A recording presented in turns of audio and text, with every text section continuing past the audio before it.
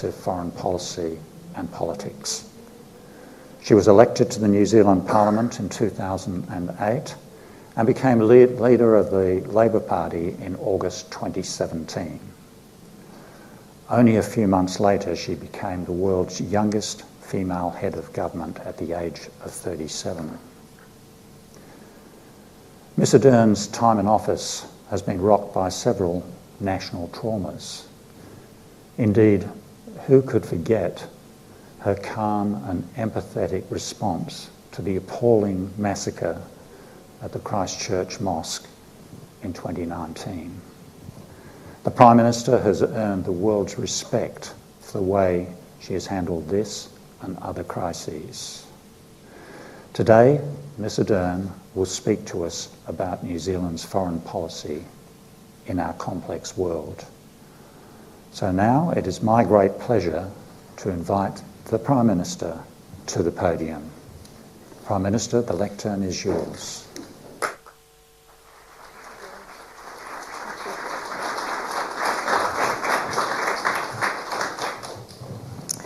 Te whare e tūnei te marae e tā koto ana, tēnā koroa, e ne mātai maha, haere, haere, haere. Nā tangata whenua o tēnei rohi, tēnā koutou. Tātou nā kānohi e hui mai ana, tēnā koutou, tēnā koutou, tēnā tātou katoa. Good morning, it is a pleasure to be with you all here today and greet you in the same manner in which I would greet an audience were I to be in Aotearoa, New Zealand. And so first I acknowledge all of you here today, those who have passed, and importantly, what we would call the mana whenua, or people of the land, in this case the Gadigal people of the Ora Nation. When I was asked to share a few thoughts with the prestigious Lowy Institute, I welcomed the opportunity. After all, I've just come off the back of trips into Asia, the United States, and Europe. Now, only those in Australia know as much as we do how much thinking time that represents through flying. And so today represents an important opportunity then to reflect on a question that I myself and my Cabinet colleagues have been discussing for some time, and that is, in an increasingly polarised and contested world, when the push and pull of foreign diplomacy is heightened, how do you successfully sustain a truly independent foreign policy? Now, I may not conclusively resolve this vexed question in the short time I have with you today, but I at least will share with you New Zealand's perspective on it. But first, some important scene setting. I'm mindful that in traversing the international environment at present, it may feel that I leave everyone a little bit bereft. After all, in just a few short years, we've seen the space in which we transact foreign policy becoming increasingly difficult. Europe is facing the invasion of Ukraine by Russia and the complete disruption of the international rules-based order in their region. But more than that, the sense of peace and stability that they've broadly experienced since the aftermath of World War II has been shattered. And you feel that when you're there on the ground. The war itself is challenging our notions of conflict and demonstrating how multifaceted warfare now is, with cyber attacks and disinformation accompanying the more traditional forms of combat. In our region, we're observing an increasingly contested environment. And add to that the wider global impacts of an ongoing pandemic, the economic crisis that has ensued, and the powerful forces that are disrupting social cohesion and the trust people have in the institutions that serve them. And if this isn't enough, we are yet to succeed in addressing one of the most immediate security issues in our region, that of climate change. In a word, it is grim out there. But just as I confess in a speech I gave just last week, I am an optimist at heart and remain so. The pressures we face present, yes, challenges, but also opportunities. Opportunities if we pull on our own terms in the same direction. Last week in that same speech, this was a sentiment I touched on, but I was asked in the aftermath what on our own terms meant. Now, for me, the encapsulation of New Zealand's foreign policy today is best summed up in 3 broad principles. The first principle, simply put, is a sense of collectivism or global cooperation. There's a reason why in the aftermath of World War II, where, like Australia, New Zealand suffered incredible loss of life, we were present for the establishment of the United Nations in San Francisco. We were seeking order and ballast as much as we were seeking a voice. In the face of global conflict and tension, we continue to position ourselves based on the principle of upholding the rules-based order through multilateral institutions. And when seeking solutions to issues, be it war or dispute, New Zealand will turn to these same institutions to act as mediator and, when necessary, as judge. Now, I can point to a number of examples where we have used these institutions in recent times. We did so to put on record our concern about China's actions in the South China Sea, Hong Kong and Xinjiang, our condemnation of the military coup in Myanmar, and the threat to regional peace and stability posed by North Korea's repeated ballistic missile tests in clear violation of United Nations Security Council resolutions. And in many cases, we've obviously been in the company of others. If a nation values the rule-based order, human rights, being a good law-abiding neighbour as defined by the UN, sovereign rights no matter size, wealth or power, and a sense of shared responsibility, then it will pursue its interests accordingly, but more often than not in the company of others who share similar values and interests. But multilateral institutions are imperfect, and they have and they will fail us. And when they do fail, our first port of call must always be to find ways to make them stronger. Equally, we cannot be left unable to respond to global challenges because we encounter dysfunction or, worse yet, moral failings. In recent times, there has been no better example of that than the failure of the UN to appropriately respond to the war in Ukraine because of the position taken by Russia in the Security Council, a morally bankrupt position on their part, in the wake of a morally bankrupt and illegal war. Under these circumstances, waiting for our multilateral institutions to act was not an option for New Zealand. Here, when the system fails, we seek partnerships and approaches based on the second principle of our independent foreign policy, our values. A conviction that we have a moral responsibility to do our part to maintain the rules-based order, that regardless of whether a collective approach is possible, maintaining the basic values of human rights, gender equality, state sovereignty, climate action, that falls on each of us to defend and uphold. That we are increasingly interdependent on one another and are and have always been impacted by the choice of others.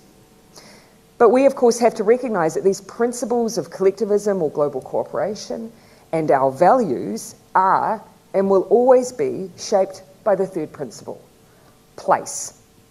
And our place is in the Pacific. The Pacific is who we are as well as where we are. It is both our identity and our place in the world. We are a nation whose founding document between its Indigenous people and the Crown is known as the Treaty of Waitangi, or Te Tiriti o Waitangi. And it's our First Nations people who have shared a voyaging history. Our people came from Waka, mapping the Pacific. These documents, connections and history to continue to shape us as a nation. And while I know this is not often how we are positioned, when you look at a map with New Zealand at the centre rather than at the bottom, or if we're being honest, missing from the map entirely, our islands are bounded by the Pacific and Southern Oceans and the Tasman Sea, a region with its own history, culture and institutions. And one of the reasons when we took office, we launched the Pacific Reset. For us, the regional architecture of the Pacific is critical. New Zealand is absolutely committed to the Pacific Islands Forum as a vehicle for addressing regional challenges. To that end, forum members have been working together to develop the 2050 strategy for the Blue Pacific continent to provide a long-term vision of what we want to achieve together for our region. We have a strong commitment to supporting broader ambitions for our region's security, as set out in the Bikitawa and Boe declarations. Importantly, we see local security challenges being resolved locally, with Pacific Island Forum members' security being addressed first and foremost by the Forum family. That's because we have a history of meeting one another's needs, including most recently through the regional deployment of personnel to Honiara to support the re-establishment of peace and stability following unrest. The model exists, and we should use it. That is not to say there will not be others who have an interest in the Pacific. There are. France, Japan, the UK, US, and China have all played a role in the Pacific for many, many years. It would be wrong to characterise this engagement, including that of China, as new. It would also be wrong to position the Pacific in such a way that they have to pick sides. These are democratic nations with their own sovereign right to determine their foreign policy engagements. We can be country neutral in approach, but have a Pacific bias on the values we apply for these engagements. But priorities should be set by the Pacific. They should be free from coercion. Investment should be of high quality. And issues that affect the security of all of us, or may be seen as the militarisation of the region, should come through PIF as set out in the Bikitawa and Boe Declaration, as such change would rightly affect and deeply concern many. Ultimately, rather than increase strategic competition in the region, though, we need instead to look for areas to build and cooperate, recognising the sovereignty and independence of those for whom the region is home. And so while we each maintain our independence, and New Zealand certainly does, we are part of a family, one that is incredibly important to us and central in our decision-making. When expressing the principles of an independent foreign policy in this way, the principles of cooperation, values in place, it would be easy to give the impression of a nice, tidy matrix from which we sit down and make decisions. The honest reality is that the world is bloody messy. And yet, amongst all the complexity, we still often see issues portrayed in a black and white way. This is one of the challenges to an independent foreign policy. It is also a challenge for all those who seek peace and stability through dialogue and diplomacy, at a time when there is so little room for error and misunderstanding. Let me dwell on an example. The war in Ukraine is unquestionably illegal and unjustifiable. Russia must be held to account. And we all have a role to play ensuring that happens. This is why New Zealand will intervene as a third party in Ukraine's case against Russia in the International Court of Justice. We must reform the United Nations so that we don't have to rely on individual countries imposing their own autonomous sanctions. We must also resource the International Criminal Court to undertake full investigations and prosecution of the war crimes and crimes against humanity committed in Ukraine. But in taking every possible action to respond to Russia's aggression and to hold it to account, we must remember that fundamentally this is Russia's war. And while there are those who have shown overt and direct support, such as Belarus, who must also see consequences for their role, let us not otherwise characterise this as a war of the West versus Russia, or democracy versus autocracy. It is not. Nor should we naturally assume it is a demonstration of the inevitable trajectory in other areas of geostrategic contest. In the wake of the tensions we see rising, including in our Indo-Pacific region, diplomacy must become the strongest tool and de-escalation the loudest call. We won't succeed, however, if those parties we seek to engage with are increasingly isolated and the region we inhabit becomes increasingly divided and polarised. We must not allow the risk of a self-fulfilling prophecy to become an inevitable outcome for our region. And that is one of the reasons, as New Zealand looks to the wider Indo-Pacific, we seek to ensure that the intensity of our engagement is increasing, and we call for others to do the same. We have a legacy and interest in the Indo-Pacific, as does Australia. Both countries have invested heavily in relationships and institutions there, not least because what happens in the Indo-Pacific region impacts our entire neighbourhood. It follows that we must strengthen the resilience of the Indo-Pacific through relationships and, importantly, economic architecture. but it's so often through strategic alignment that seems to be the primary entry point for relationships. In our view, it's economic architecture that will truly build the resilience of our region. Since the turn of the century, New Zealand has looked for new ways to engage with those who share our trade and economic ambitions. CER with Australia in 1983, as already mentioned, is, I would say, the world's best example.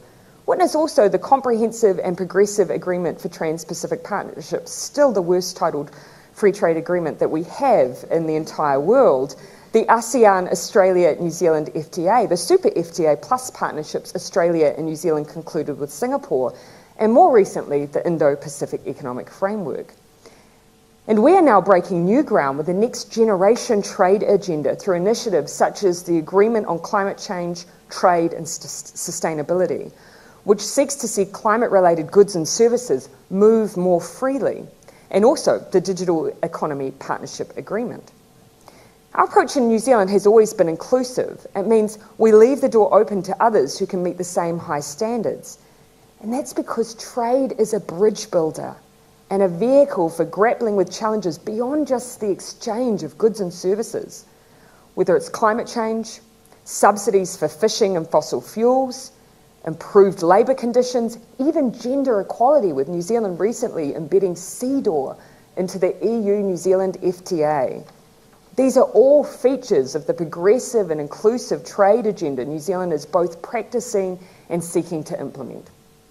Now, at its heart, trade creates connections. It creates mutual obligation, shared interests and joint benefits. And all those things ultimately have a role to play in reducing conflict and ultimately contributing to peace, stability and prosperity. Trade, in our view, is no longer exclusively a vehicle for economic growth. Trade is a means of upholding shared values.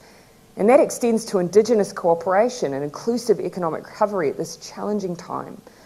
No wonder then that trade is such an increasing mainstay of New Zealand's foreign policy approach. Now, the trade relationship we share with China, for example, continues to grow, underpinned by our bilateral FTA. But even as China becomes more assertive in the pursuit of its interests, there are still shared interests on which we can and should seek to cooperate. The post-war order and the rules that underpin it have supported China's rise. And as a permanent member of the Security Council, China has a crucial role to play in upholding that order. And so if these principles and ideas give you a sense of what on our own terms means, the second question you may ask is, in which direction are we pulling? Now, on the long list of foreign policy priorities, there are some for New Zealand that have not changed in many decades. Almost 50 years ago, New Zealand Prime Minister Norman Kirk said farewell to the New Zealand frigate HMNZS Otago as it sailed to Mururoa Atoll to protest against the French atmospheric testing of nuclear weapons. He told the crew their mission was, quote, an honourable one, that they were, quote, silent witnesses with the power to bring alive the conscience of the world. Now, we haven't been silent since then, nor have we been passive witnesses. 1986, together we established the Pacific Nuclear Free Zone, and New Zealand is a proudly nuclear-free country. Our values dictated that we had to stand up and speak out against the decades of nuclear testing in the Pacific. Opposing nuclear weapons is now a central tenet of New Zealand's foreign policy. The effects of nuclear testing in the Pacific are ongoing today, and New Zealand is supportive of collective regional action on this issue. We've joined a Pacific Island Forum task force to take forward the nuclear legacy issues, which I look forward to discussing with other leaders at our meetings in Suva next week. This is no theoretical or purely regional issue either. As I said at NATO recently, we cannot allow a consequence of the conflict in Ukraine to be the further escalation of a nuclear arms race. After all, mutually assured destruction is nonetheless still destruction. I'd like to acknowledge here that New Zealand was pleased to welcome Australia as an observer to the Treaty on the Prohibition of Nuclear Weapons at the first meeting of state parties recently. New Zealand is a strong supporter of the treaty, which makes it illegal for those who join to have nuclear weapons. 50 years after Kirk, nuclear disarmament remains a priority for us. But some of the challenges we face today did not even exist 50 years ago. And that means some of the answers to them may not be best addressed by traditional tools.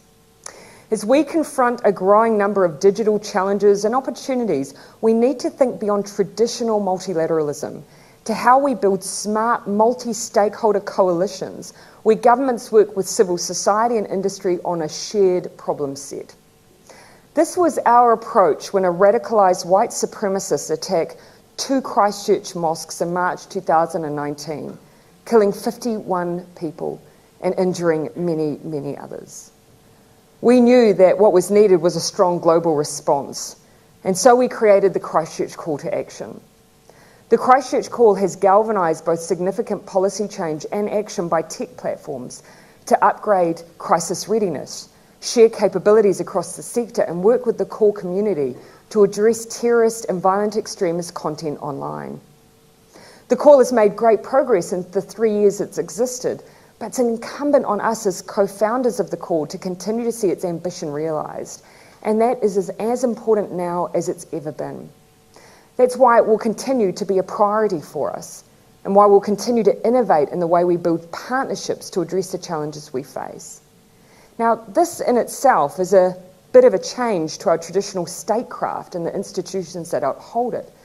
But we have to be prepared to go outside of our comfort zone, invest the time and resources to ensure civil society, business and Indigenous populations are genuinely engaged. That approach is increasingly important when it comes to the issue of climate change. Now, I know I've said this many times, but it feels important to me, given the emphasis that we have put on place, to point out that for every Pacific Island forum I've had the privilege of attending, climate change has by far and away dominated the discussion. And that's because it's not a challenge on paper. A few years ago, I had what I believe will be one of the greatest experiences of my life, visiting every atoll of Tokelau. Tokelau is a realm country of New Zealand made up of 3 atolls that are accessed via a more than 24-hour-long journey by sea from Samoa. Not too many people have the luck to go, but that doesn't mean we should take an out-of-sight, out-of-mind approach to their reality. Tokelau is low-lying. Some of their burial grounds are coastal. They've already had the devastating job of contemplating the relocation of grave sites in order to stop their ancestors washing away. The water has already begun to take out the coastal wall that we helped to create to slow down this inundation. And as weather events increase, I cannot tell you how much concern I have over the ability of us to reach this beautiful place and its wonderful people in a timely way. Climate change must be a foreign policy priority. While we all have a concern, and rightly so, about any moves towards militarisation of our region, that must surely be matched by a concern for those who experience the violence of climate change. There are many who wish to support the region's mitigation efforts. And it's why we've committed $1.3 billion over 4 years towards climate change, with at least 50% going to the Pacific. But there is an opportunity in my mind for the Pacific Island Forum to play a role in establishing region-wide mitigation projects that climate funding can support. Not every external aid and development donor will have the capability to access our neighbours individually. We need to look to the role we can play to bring in that support on the terms that the Pacific sets, and the PIF is a great way to do that. And all of this needs to happen because ultimately this is our home, and that makes you our cousins. But more importantly, over many years, it has made you our friend. You are our second largest trading partner. You're our only formal ally. You're our largest market for foreign direct investment. 40% of arrivals into New Zealand in 2019 were from Australia. It's lucky we like you so much. We share our people, our problems, and increasingly our solutions. In fact, when we look to our principles, cooperation, values, and place, we naturally find you within them. Now, we won't always agree, and nor should we, but it's true that in the messy world we live, friendship matters. Where there is a commitment to work collaboratively, where there is commitment to uphold the values that ensure progress comes not at the expense of another, and where there is commitment to respecting place, then there is friendship to be found and progress to be made. These are the foundations upon which New Zealand has been able to prioritise and make progress in areas that are not just good for the Pacific, but we hope good for the world, be it through trade policy, efforts to tackle climate change, disarmament, or taking on new challenges like online hate. And so, in this messy world, still full of opportunities and optimism, I hope you will find us both on our own terms, pulling in the same direction. Ka toia te waka. Nō reira, tēnā koutou, tēnā tātou katoa.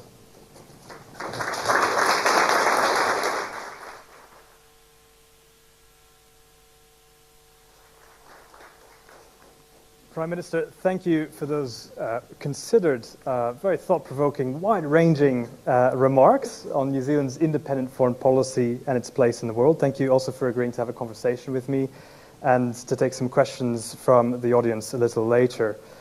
In your speech, you mentioned a litany of challenges. We've got war, raising the spectre of nuclear conflict. We've got climate change, threatening famine, flood, fire, inflation and economic crisis, forcing central banks to crush consumer demand.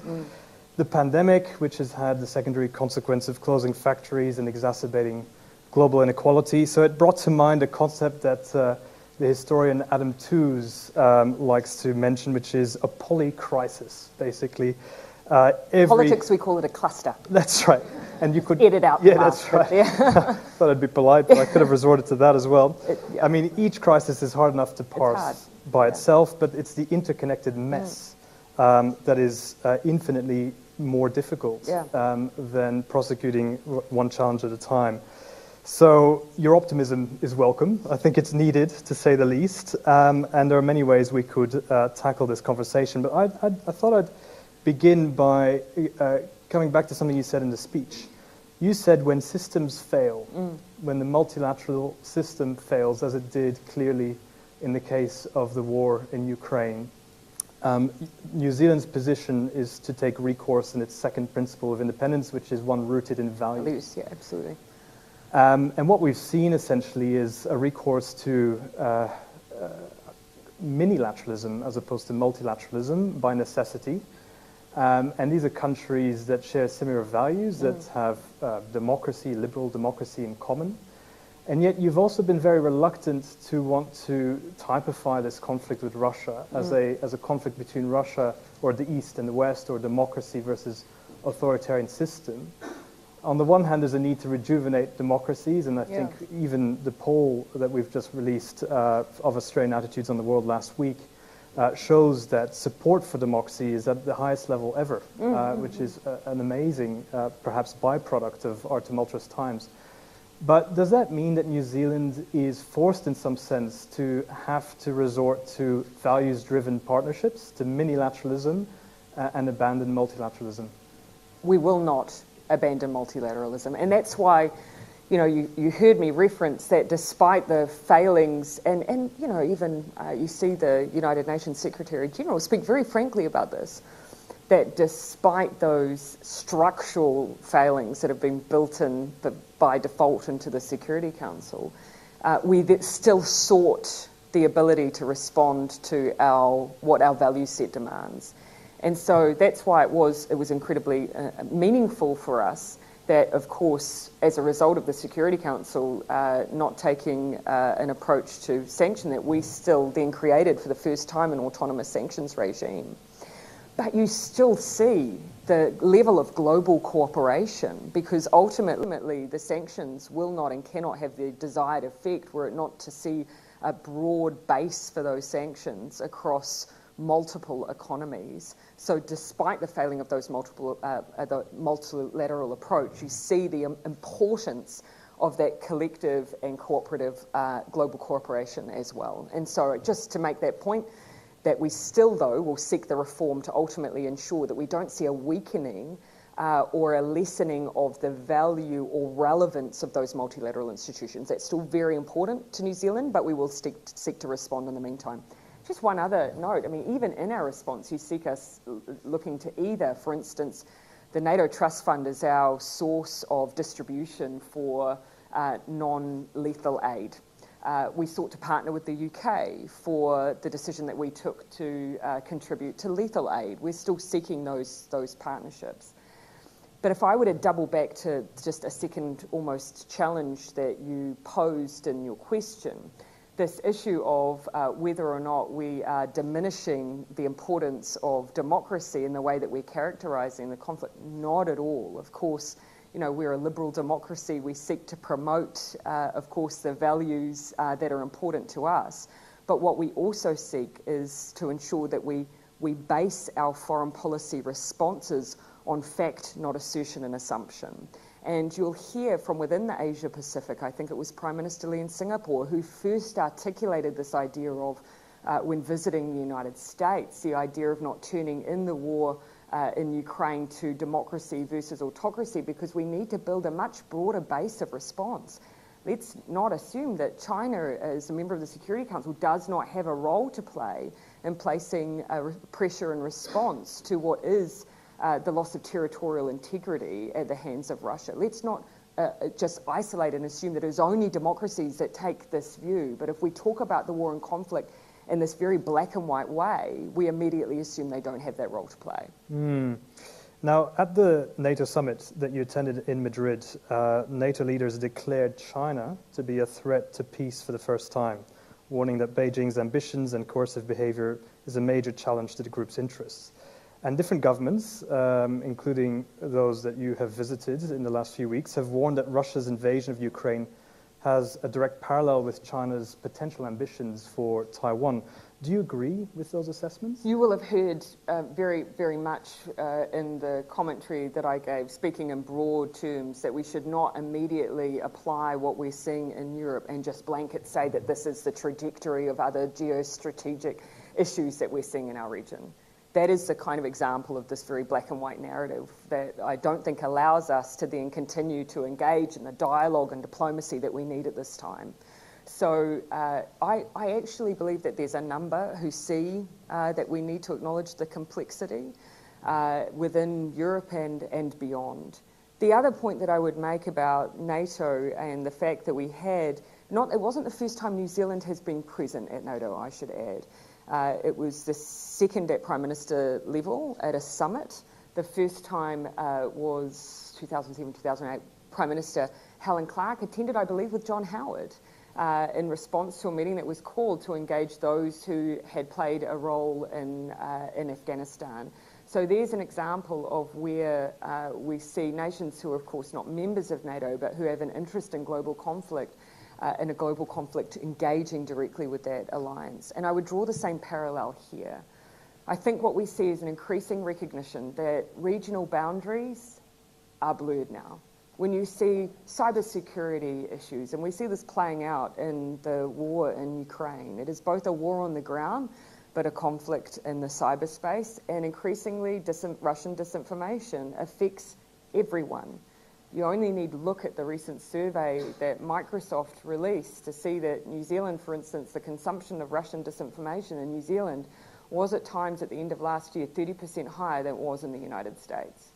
I don't believe that anymore we can assume that the contest or geostrategic issues we see are just confined to particular regions. Increasingly, they are borderless and they affect all of us. So, conversations in Europe about China, conversations in the Indo-Pacific and Asia-Pacific about Russia. When we see a threat to the international rules-based order, when we see multilateralism challenged, we converse about it, we discuss it.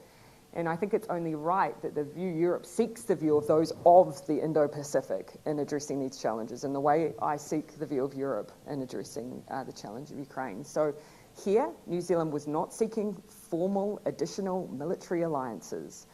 We were there to create a world that doesn't need to call on them. And that's very much, I see, the position of New Zealand. So you're not what we might describe in Australia an Indo-Pacific parochialist, in the sense that... You will hear from the way that I position New Zealand Pacific first and foremost, but of course we see, the challenges of the Indo-Pacific as our challenges, the opportunities of the Indo-Pacific as our opportunities, but we have a very central anchor point within the Pacific. There's a compass. Turning to the bilateral relationship now, I mean, you must be relieved to see that climate policy is much more on our agenda in Australia following a change of government. And of course, New Zealand has taken stock, and I think is of geopolitics, and that's much more on your agenda, and it always strikes me as a sort of foreigner, I can't say that anymore, as an Australian, but naturalised Australian, that despite the huge similarities that exist between New Zealand and Australia, there was, or historically has been, a very different geopolitical outlook, a different way of engaging the United States, a different way of engaging China.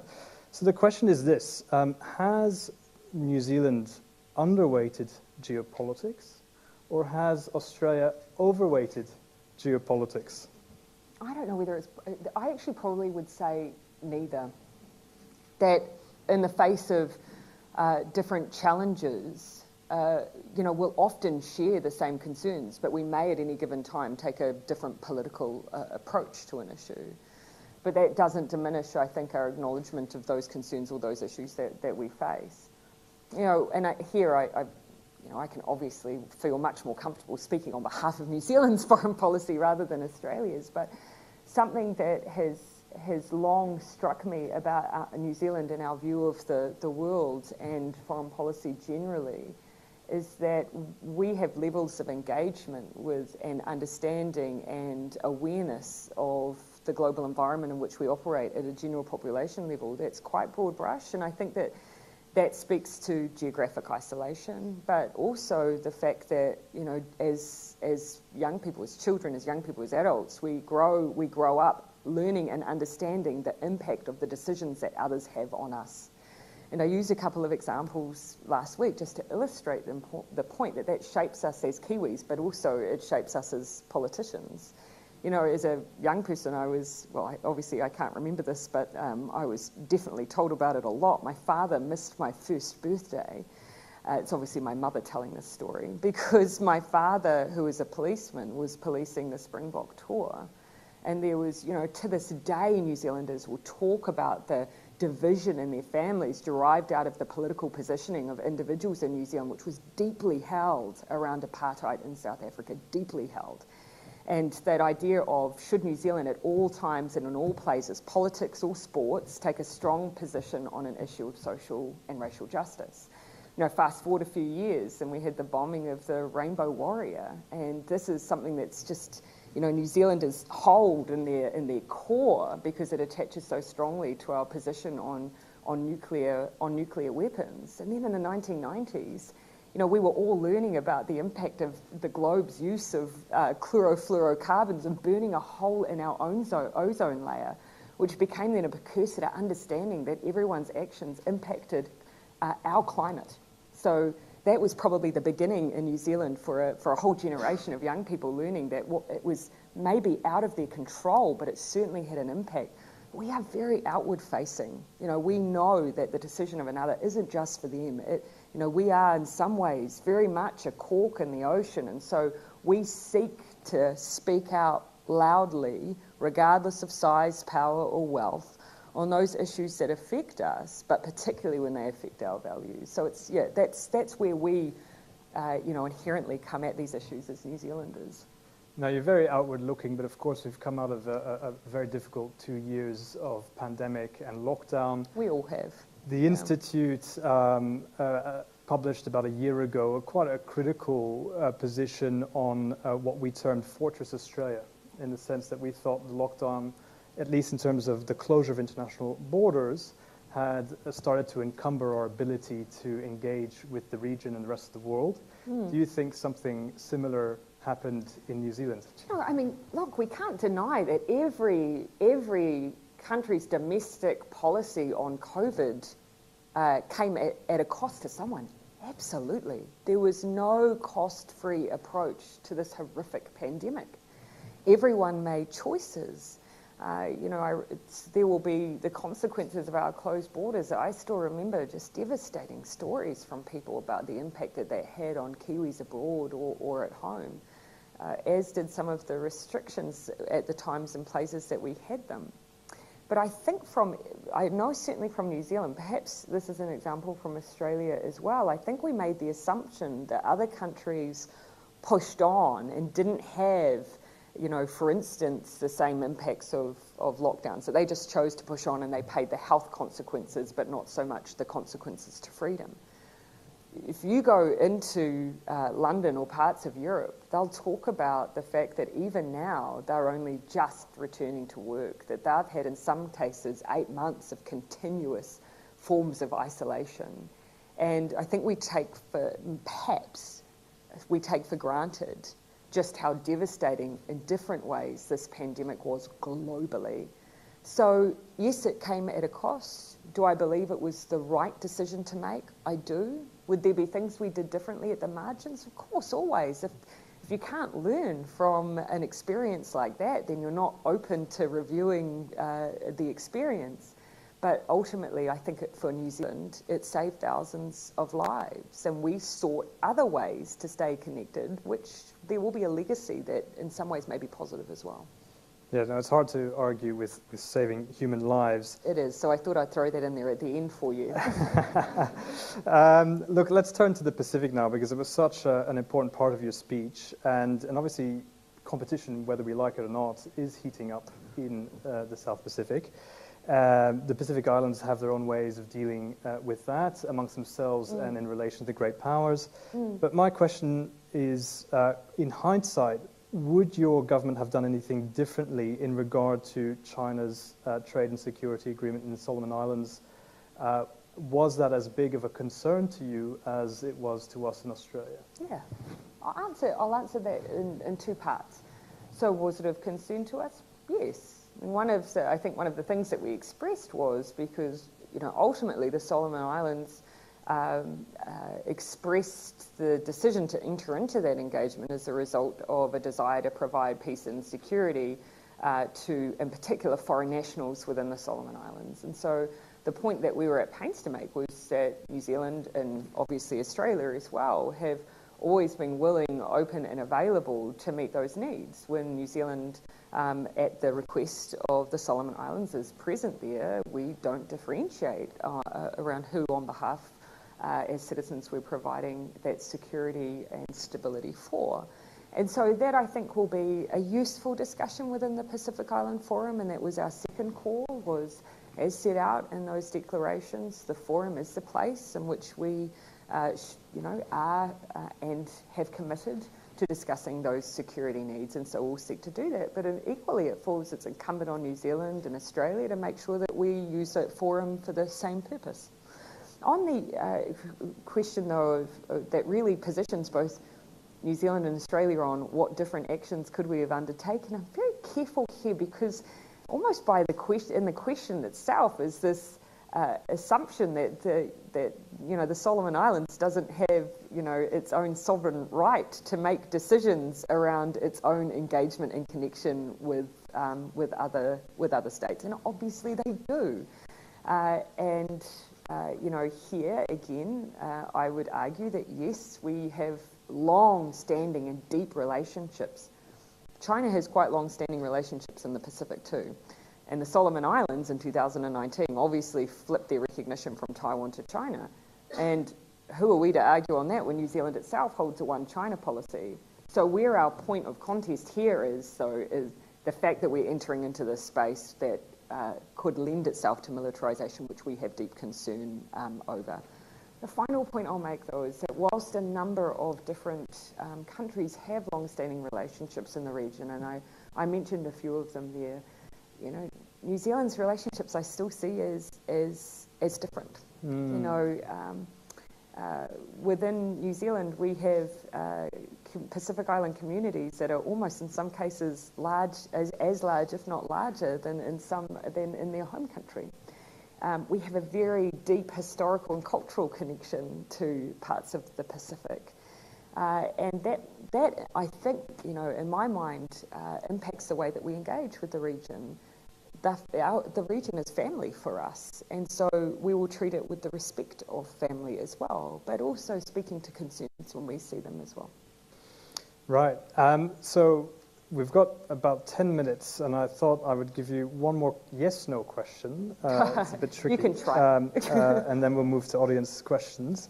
But you spoke a lot about economic architecture as being a form of the economic balance of power as being something that is hugely important to New Zealand. Of course, we know New Zealand is a big trading nation. What is New Zealand's position? I mean, you were in London last week and you warmly endorsed the UK's accession bid. China and the CPTPP? That's exactly right. What's your position on China's bid to join the CPTPP? Look, you know, our view is, again, as you will have heard me say, we're open and inclusive on our trade agenda. The question for us is, can you enter in at the high standards at which the CPTPP has set? So that for New Zealand is our position. We'd say the same thing to the UK that we would say to China. Here's the bar, here's the conditions, and it's for each to then demonstrate that they can be met. Fair enough. We're going to open to audience questions now. That wasn't a yes/no question, by the way. I thought I'd frame you afterwards and then blame you for not answering with a yes or no. Are you in favour of accession, yes or no? Well, and that depends, really. Depends on the standards. I invite anyone to raise their hands at this point and ask a question. I see a gentleman towards the front there. I see Lydia Khalil, so maybe we'll go to the gentleman first and then to Lydia.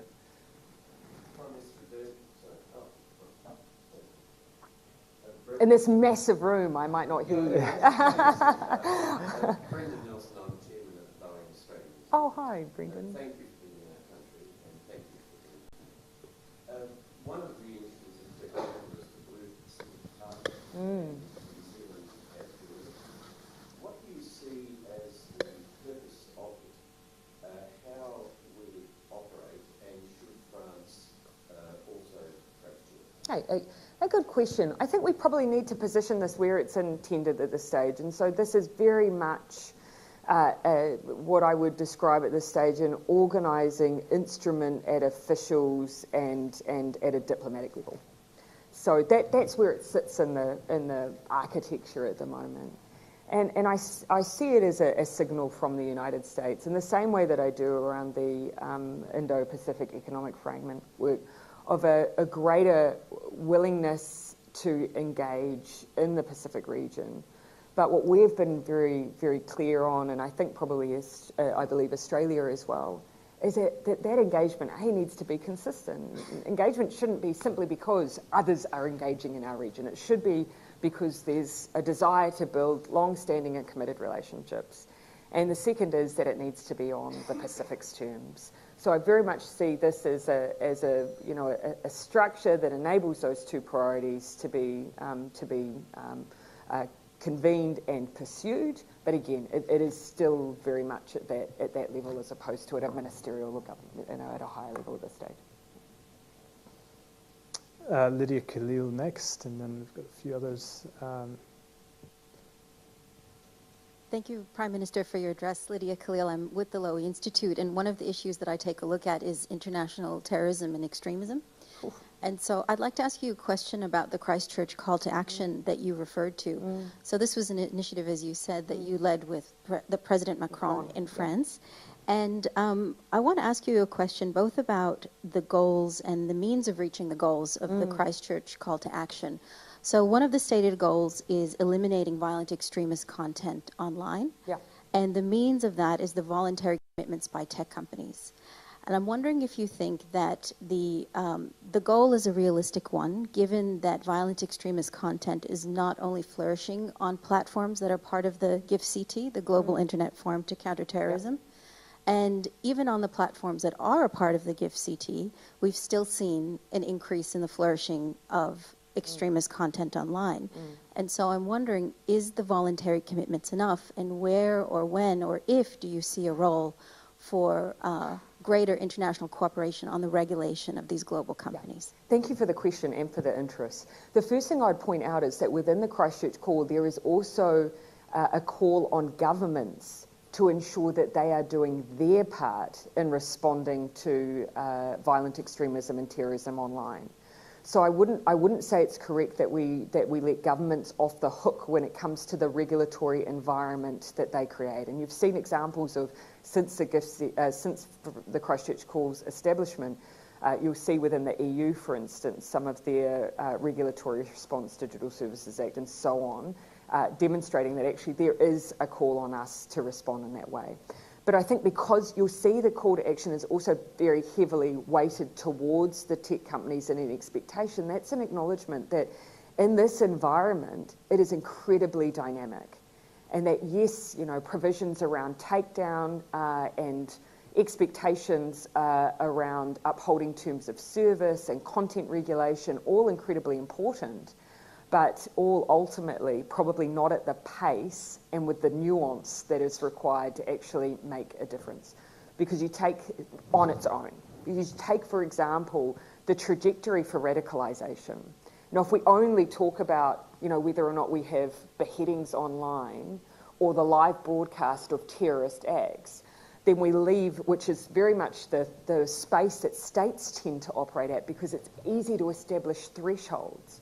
When you come back and start thinking about early radicalisation, much, much harder for states to establish thresholds that dip into the space of, hate crime, disinformation, and so on, and yet that is as important on that pathway to radicalisation. So here, the role of the Christchurch Call, it's made great progress on those immediate crisis response. So, for instance, we know that for some of the recent terrorist or violent extremist activity we've seen broadcast live in the United States, more recently in Buffalo, as I recall, there, the deliberate decision by the perpetrator not to use one particular live stream platform that was used in our case, because of the alterations that are being made to that setting, and they considered it easier to use another platform. Then the proliferation of that content, they broadcast it with the idea of then seeking wide reach, as unfortunately the terrorists in New Zealand did. They were not nearly as successful because we have a crisis response protocol now. It's like a civil defence mechanism. Our team keeps me abreast because I'm always interested. They'll tell me crisis response protocol initiated. The online, the social media platforms, they start sharing the ability to take down quickly. They convene and operate almost seamlessly, and that means that we have a vastly different immediate response. But the next frontier for us is content curation. What do we do around creating responsible algorithm curation and deployment? And this is where, ultimately audiences, users, are being fed, sometimes by their own indicative choices online, but sometimes without necessarily that being the case, being fed particular content.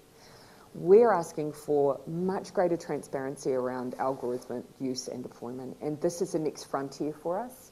The tech companies are there at the table. It would be so hard to just simply take a legislative approach on that, and that's why we need to take all elements of the discussion to the table and set an expectation. Right, I'll take one final question. I saw my colleague Natasha had her hand up, so we might go to Natasha, and we might have to keep this one brief in order to try to end on time. It was very diplomatic of you. I can see I've got 45 seconds for this one. Thank you, Hervé, and thank you, Prime Minister. I'm Natasha Kassam from the Lowy Institute. You talked about the need for diplomacy and de-escalation in other areas of geostrategic contest. I'm going to assume one of those areas is Taiwan. New Zealand's one of the only countries that does have a free trade agreement with Taiwan. My question to you is that as a part of a progressive and values-based foreign policy, does that extend to doing more for a liberal democracy like Taiwan under threat, and how do you see that challenge in our region? Yeah, I would see, us as being a champion of the values framework that I expressed broadly, within our region and beyond. But what we seek equally is the ability to speak broadly on issues of concern in a way that, doesn't, for instance, bring into contest those economic relationships with our ability to then freely raise where we have concerns in other areas. And this is where I think generally liberal democracies want to have the ability to engage with mature relationships and have the ability to, yes, engage in trading relationships, but also have the ability to, in dialogue with one another, exchange where we have concerns about issues that in our mind broaden beyond just the policies domestically of a nation because of that contest with either human rights, gender equality, and so on. And so that's the way that I would express that. We need to take a very broad approach to seeking those values, but ensure that we don't see that conflation between our trading relationships and our ability to speak openly from a values perspective as well. And very brief as well. And I'll note as well that New Zealand is one of the few countries to have a free trade agreement with Taiwan, which is something quite different to, for example, what exists in Australia. So creative diplomacy there. Listen, there's one more. I would just invite you to make some personal reflections on the fact that you've been in power now almost for 5 years. When you came to power, you were sort of a world You forgot first. to say long. About 5 long years. Oh, well, yeah, it's been a tumultuous 5 years. It is. You were a very rare specimen in terms of being progressive, center-left on the world stage. This was at a time when Donald Trump was still in power in 2017. Shortly afterwards, we had Scott Morrison here in Australia. We had Boris Johnson come to power in the UK. Boris Johnson, of course, is hanging by the skin of his teeth, it would appear. But we're now seeing more center-left governments appear, certainly in Australia, certainly in the US. But with that comes also huge expectations. I mean, you, of all world leaders, I think, are really an icon for enormous expectations, not just by the New Zealand population, but also by populations the world over. With high expectations comes a burden, comes high costs, and you can't change everything. You've got to manage expectations as well. I know this is something that Obama had to deal with and often lamented. Your former boss, Tony Blair, often spoke of how wary he was of public attention and the media because he knew it wouldn't last. I'm not suggesting you're about to invade Iraq, though, but, Thank you. but I am asking, after 5 years in office, how do you go from creating great expectations to managing those expectations in office, knowing that there are real limits to what you can accomplish? Such a good question. I mean, you used the word expectation. I think probably, the words that I would use would be hope and aspiration. And I guess the issue that I have is that the alternative is to instead speak without any ambition or without any sense of hope and optimism. If that means that it creates an expectation on us, then good. People should have an expectation of their politicians that they're always driving for better. What we have to be honest about, though, is that change takes time. And what I've always been very open about, and not everyone will hear this and not everyone will agree with it, but if you've been around politics for long enough, you know that if you don't work hard to try and bring everyone with you and cement in change that people genuinely believe in, then it will be undone within the first 5 minutes that you're out of office. And that ultimately then isn't change at all. So when people say transformational change, I think in their minds they mean big and fast. But in my mind, I mean change that sticks. And that might mean that you're making that progress in a way that just deliberately tries to seek to bring as many people with you as possible. And whether that's on social, welfare changes and transformation, whether or not it's climate change, you've got to keep that ambition and keep driving towards those goals. But we also need to take people with us so that, again, I don't sit in the sidelines after a change of government and lament that all of that work is gone. Look, I think and I expect that you'll be around in politics and on the world stage for many more years, though I, for one, also look forward to your resumption to your other calling in life, which is as a drum and bass DJ. I think that would be fantastic, a post-office career. I will never combine both, I shall assure you of that. Both require perfection. I mean, I think that's what it is. But I'm afraid that's all we have time for this morning. Prime Minister, thank you for spending such a generous amount of time with us, with the nerds and the wonks this morning, and for your clarity. I'm a fellow traveller, what can I say? I'd like to thank in particular Sir Angus Houston for opening the event, as well as to acknowledge the Honourable Penny Wensley, another board member in attendance today, and to thank in particular Dame Annette King, New Zealand's High Commissioner to Australia, and her excellent team really for all their work in making this event happen. So thank you to everyone who's joined us here at Blythe Street and online for this special event with Prime Minister Jacinda Ardern. Please join me in a warm round of applause to the Prime Minister.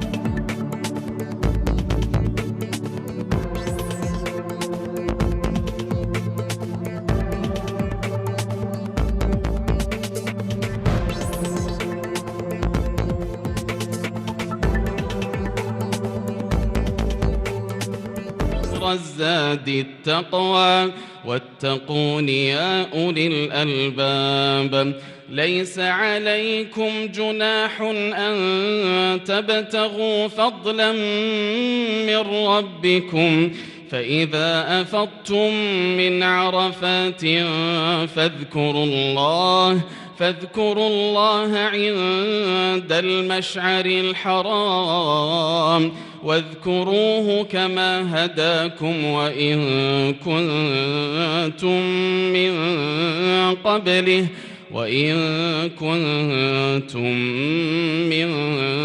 قبله لمن الضالين